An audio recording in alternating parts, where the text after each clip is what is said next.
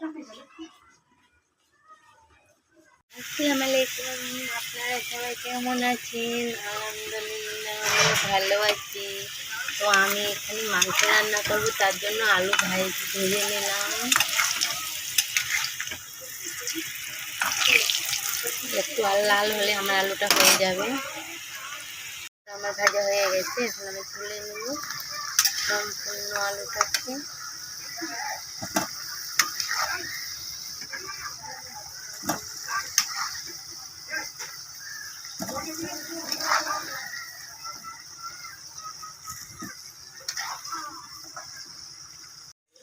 পেঁয়াজটা আমার লাল হয়ে গেছে, আমি এখন মশলাটা দিয়ে দেব।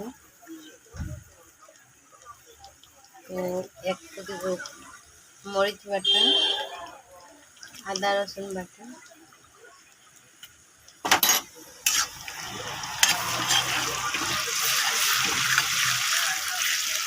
আমি এখানে এই যে 2টা কাঁচা লঙ্কা দিয়েছি, একটু তেজপাতাও দিয়েছি, একটা শুকনো লঙ্কা।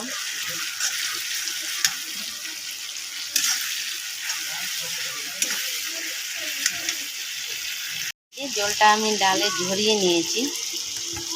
এটা হচ্ছে বাদাম ডালের হচ্ছে আমি ঘুগনি বানাবো। এই যে জলটা, এই জলটাকে আমি ফেলিয়ে দেবো না, এই জলটাই আমি এর মধ্যে মিক্স করবো। কারণ মশলাটা হয়ে গেছে পুরোপুরি রেডি। এখন আমি ডালটাকে ঢেলে দেবো।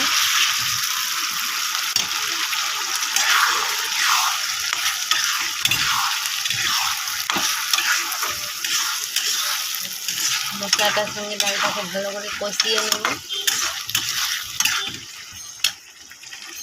তো এই যে ডালটাকে আমি ভালো করে কষিয়ে নিয়েছি, দেখে বুঝতে পারছি তেল ছেড়ে দিয়েছি পুরোপুরি।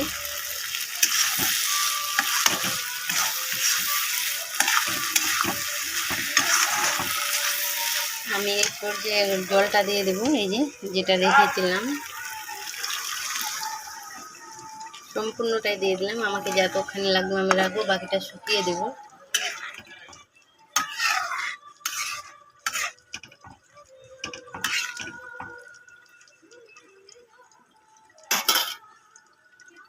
এই যে তাহলে ঘুগনিটা আমার হয়ে গেছে পুরোপুরি রেডি। কালারও খুব সুন্দর এসছে, মাশাআল্লাহ। এটা আমি রোজা ইফতারের জন্য করলাম।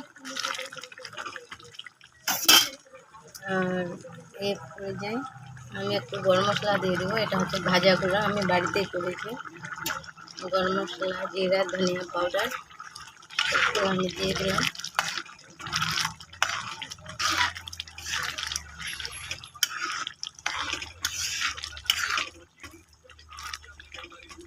আপনারা ভালো থাকবেন, সুস্থ থাকবেন। আল্লাহ হাফেজ।